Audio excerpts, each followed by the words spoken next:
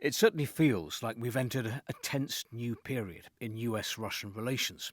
After Donald Trump scrapped the Budapest summit and imposed new sanctions on Russia, Moscow has ratcheted up the rhetoric and the sabre-rattling. For example, Vladimir Putin's warning of an overwhelming response in the event of long-range missile strikes deep into Russia. Moskovsky Komsomolets believes that the new US pressure on Russia has cleared the fog and revealed the reality of negotiations on Ukraine. Imagine a man standing on a hill looking at a beautiful plain hidden in the morning haze. Behind it, you see a forest in clouds of mist, like in a fairy tale. Suddenly, out comes the sun, the fog disappears, and the plain turns out to be a deadly swamp, and the forest is dead. Last week, our red sun, Donald Trump, dispersed the fog over the Ukraine crisis. Perhaps temporarily, perhaps he'll let it form again. But for now, he's made things clearer. Don't expect anything good in the negotiation glade or in the forest of friendship. The writer sees no major difference now between Joe Biden and Donald Trump. They share the same belief that the United States is the only sovereign country on the planet. And since Trump is the only bearer of sovereignty, then everyone else should dance to his tune. It's not a difficult dance, by the way. Trump is constantly demonstrating it. The paper carries its own warning to the West over Ukraine. You want a ceasefire? We're ready, as soon as the Ukrainian army leaves the Donbass. You don't want escalation? Well, then don't supply the crazed Kiev regime with long-range weapons. Otherwise, the response will be very serious, if not overwhelming. Another unsubtle hint to the West on the front cover of today's Komsomolskaya Pravda, the Burevestnik cruise missile.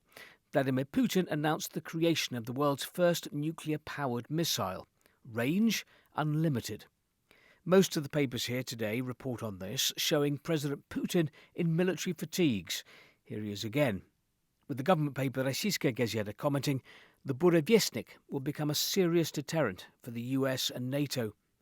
To press home the point, a military expert describes the missile as a vengeance weapon or doomsday weapon, which could carry a nuclear warhead 20 times more powerful than the bomb dropped on Hiroshima.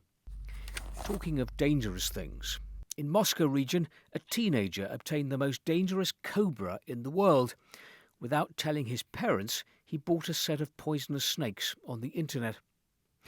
The Russian authorities may have the money to develop a nuclear-powered cruise missile, but elsewhere money is tight. Moskovsky Komsomolets reports that, yes, the Russian central bank has reduced its key rate from 17% to 16.5%. However, the drop in the key rate won't make the lives of Russians easier. It won't change Russians' lives tomorrow, though it does signal that the economy has been given a little more air, if only cautiously. Nezavisima Gazeta reports that Russian industry is balancing on the verge of an all-industry collapse. The burden in the form of loan payments on company revenues is reaching new highs. Despite the central bank's tough monetary policy measures, price rises began to accelerate again.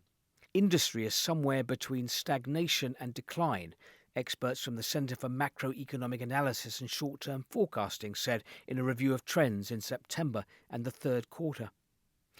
Kommersant reports that in the period January to September, the number of new Russian and international brands hitting the Russian market fell by 37.5% year-on-year.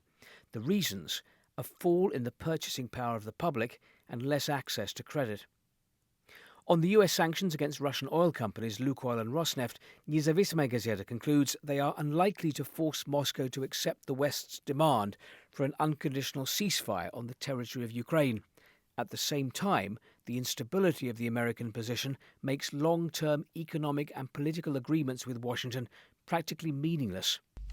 This opinion piece in the government paper Rossiyskaya Gazeta concedes that the new sanctions will, of course, bring new problems and reduce Russia's export revenues, but they won't have a critical effect on the Russian economy. Partial workarounds will be found. Moskovsky Komsomolets mocks the EU ban on exporting bidets and toilets and sinks to Russia and expresses confidence that Russia will survive the sanitary sanctions. They won't affect the selection in Russian shops. There's a play on words here. Bidet sounds like bida, the Russian word for calamity.